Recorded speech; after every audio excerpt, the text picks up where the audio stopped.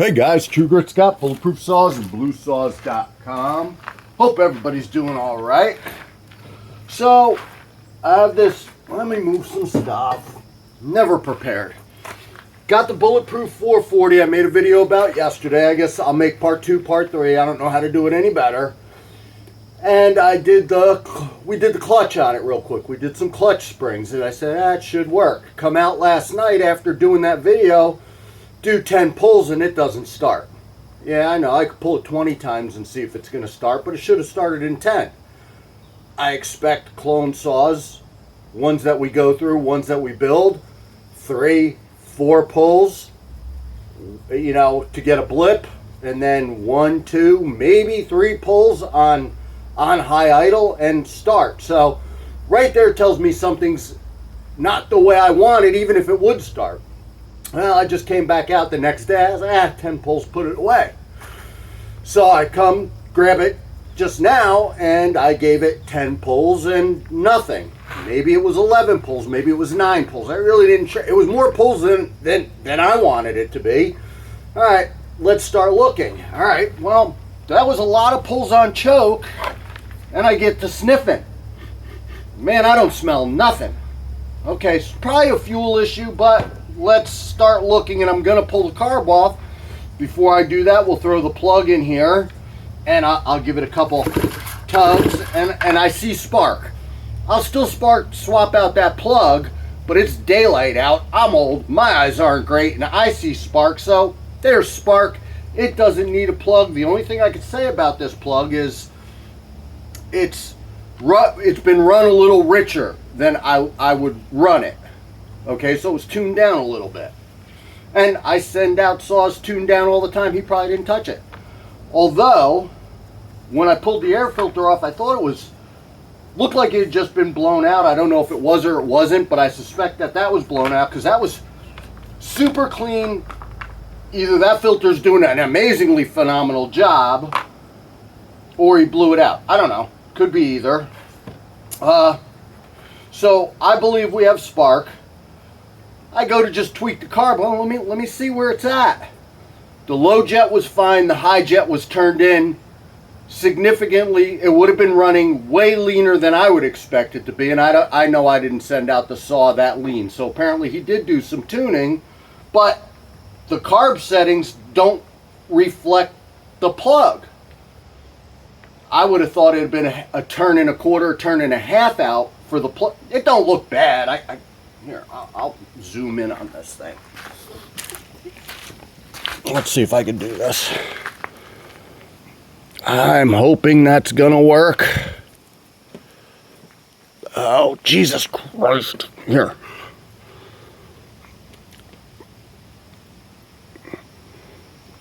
And that's just a Farmer Tech plug, guys. I must not have had NGKs at the time because I don't have problems with the Farmer Tech plugs. I don't have plug problems very often. I know some guys, listen, occasionally we do, but it's usually not a problem. 98 out of 100 times, it's generally not the plug. Anyhow, so to me, it looked a little black, not bad, not pig rich, just a little richer than I would have run it. And that carb being, you know, I don't even think it was quite half a turnout. I would have thought that plug would have been white. So, okay, maybe something's going on here. So, we do have spark. I will put in an NGK. I just must not have had them at the time. I usually buy, they're 25 or 50 packs. And it's funny, we get NGKs from a few different sources at this point. And I get them in the little cardboard boxes. And the box says Japan, the plug doesn't. My bulk packs say Japan on the bolt plaque, and then the plugs say Japan. I haven't found a difference, and I know everybody thinks, oh, there's fake NGKs everywhere. I don't know about that. I've seen Farmer Tech sends NGKs a lot now. I've seen them stamp Japan and not stamp Japan. And where I have seen fake NGKs is not on these stupid little cheap chainsaw plugs. I'm not saying they don't make them. I've never seen one, and I doubt they do because it's such a cheap part, but on more expensive quad dirt bike motorcycle plugs, I have seen fake NGKs, and you can tell the difference. And the difference is usually the writing on the insulator looks fuzzy, not crisp, not right, and you can kind of tell looking at it. You don't even need one to compare it to. If you've seen enough of those plugs, you know that does not look the same. So I do know there's fake NGKs. I don't know, and I have never seen a fake chainsaw size, like what the hell's the NGK? BPMR7A plug.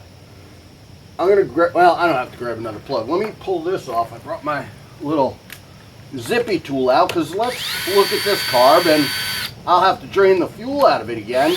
I was real tempted to just put this back together and put some fuel down the pipe and see if it would start drawing, because then I probably have a fuel line issue. Could be a tank vent issue. And the way, you know, if a tank vent, they make pressure to a point, and then they can suck in, so you can't create a vacuum. If you create a vacuum in the tank a lot of times, so you're running the saw and you have a tank vent problem, you're running the saw and it starts leaning out like it's about to run out of fuel, but it's got a half a tank or 3/4 or a full tank. And if you go and you take the cap and you listen as you're pulling it off, you'll hear it suck. Not always, but it's a good, easy way to test. Doesn't cost you nothing.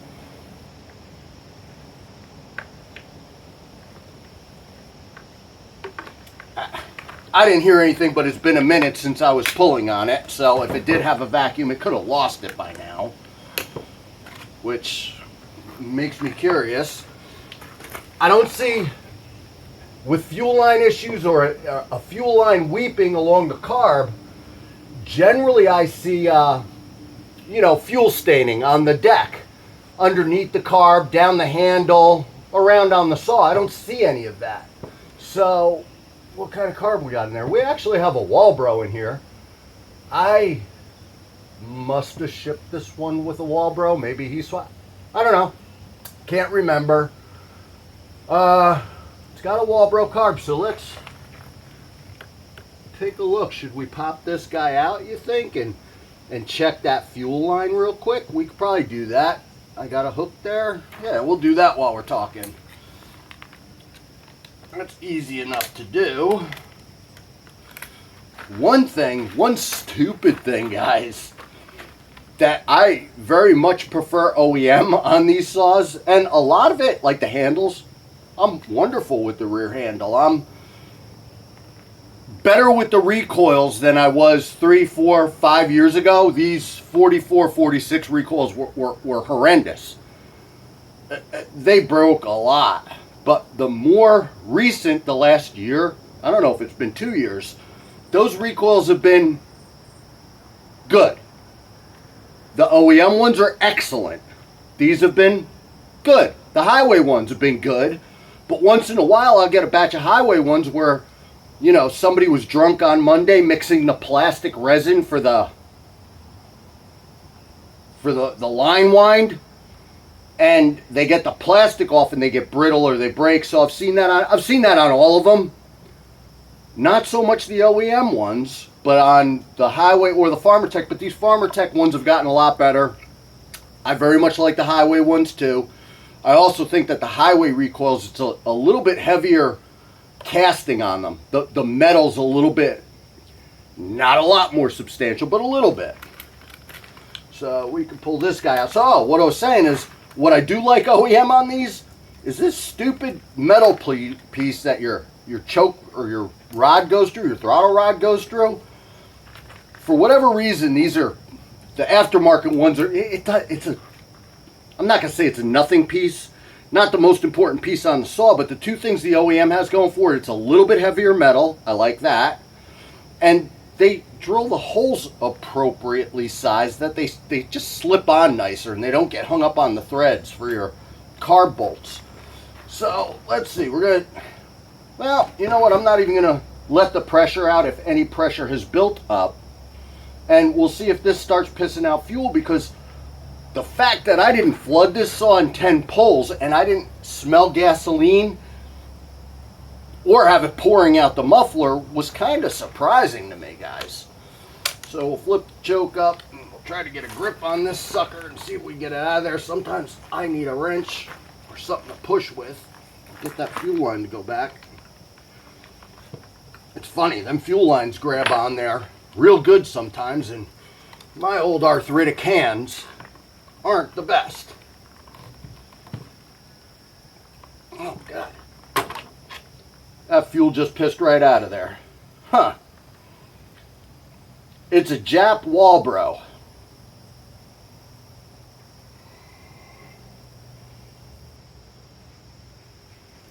Now you're going to see me struggling to read stuff. 14C. That's generally a super nice Walbro. It's actually steel branded Walbro. Why are you not getting fuel? So I wish I had my flashlight out here because I want to get a good look at that. I don't know if you guys could see me anymore. I'm trying to find a little ray of sun. Come on, Mr. Golden Sun. I just want to look at that piston real quick. Uh-oh, I just heard the alarm go off. Someone's coming up the driveway. Might have to pause you in a minute. Well, the back side of this piston doesn't look bad, but I felt it had fine compression, so that wasn't the issue. Why do you seem like you're not getting fuel? I'm not sure. I'm going to play with this a minute. I'm going to pause you guys just because the car is finally getting up the driveway here, and it's the boss lady, so I got to see what's going on with her.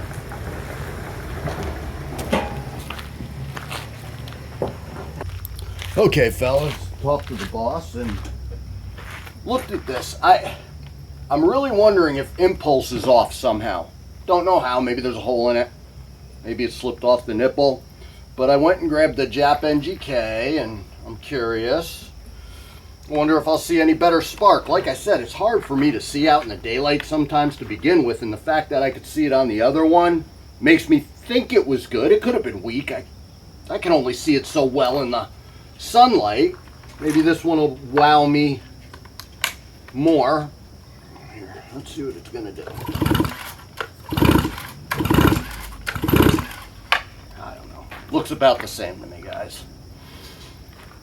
But I can't really see good enough to say. A lot of times when I do spark, I actually have to shut the lights off in the shop and get it like darker so I don't have spotlights down on me, just so I could see kind of the quality of the spark. And you know, I've been wanting to get maybe one of the spark testers with the gap where you can see better. I have a spark tester with a light in it, and I don't know if that light sparks harder, or I don't know. There's a couple different ways to do that, I guess, and I don't know that I need it. I don't want to buy tools just to, well, I do buy tools just to buy tools, so maybe it's another thing I need in the hoard. Come on, now I can't get the spark plug wrench on. Probably put it in there crooked or something stupid. Let's see what we got. I wish I had one of the long. I got, what are these? I think this is a 100mm spark plug wrench. And for these especially, I really like the 200mm ones. They're just longer and easier to get in there.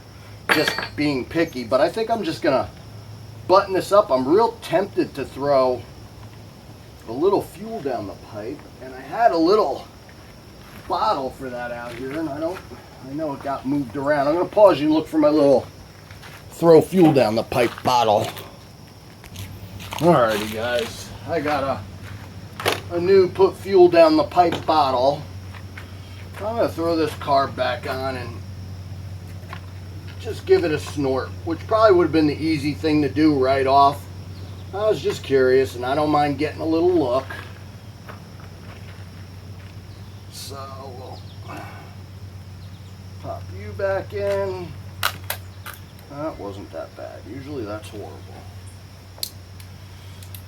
I have a hard time with my fingers holding this stupid throttle rod, so I grab, you know, something to get it in there. Pop it down in the groove. A little off kilter here. There we go. Alright. We got throttle. Come on, come on, come on. I can't get a grip. That seems okay. So let's take a look.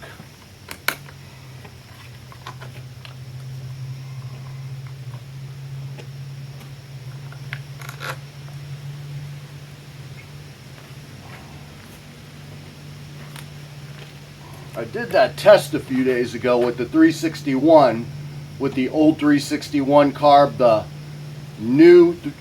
old 361 Walbro, the updated 361 Walbro, and then one of my modifieds. And I actually have to go back and look that video and look at the times, because then I actually put an addendum on it, because I know I half-assed part of it. But I wonder if it would be interesting to do this Japanese Walbro, which I think, you know, if I'm going to pick a Walbro, in my head, those are the best out of the Walbros. If I was going to pick that Japanese Walbro and then do it against an HLIC, because again, I think those HLICs run every bit, the ones we have, and we don't source those through Farmer Tech, we source those somewhere else. I believe Farmer Tech's getting the same ones, and maybe it's batch dependent, I don't know, so I'm not downplaying the other ones. I just know I have real good luck with the ones that we get. And that's the problem with the aftermarket too, is sometimes, you know, batches change, things change, and you don't realize it, so you have to be, that's why I do all this goofy testing. So what do we say? We're going to put a little fuel down the pipe, right? Oh, let's get the cap off. We'll put a little snort in there and see if it'll start.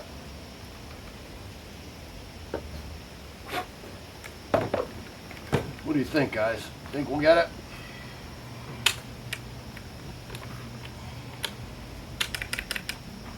We'll put our headphones on. We'll give it a little pulse, see what happens.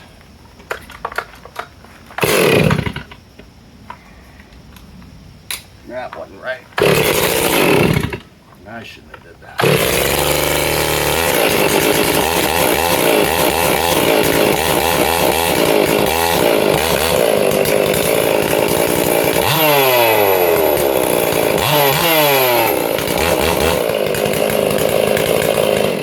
If you're wondering why I'm hitting it with the chain brake so much, in the last video, I didn't tighten that clutch crazy. I didn't hit it with the Ooga Dooga for 5 minutes, blah, blah, blah, blah, blah, blah, blah. I just kind of brap, brap, and I actually saw that part of the video, and it looked like I hit it more than I did. So to tighten up the clutch, I'll hit the chain brake, because I know that'll, you know, wind up getting tight on me. Well, let's see what you're going to do now.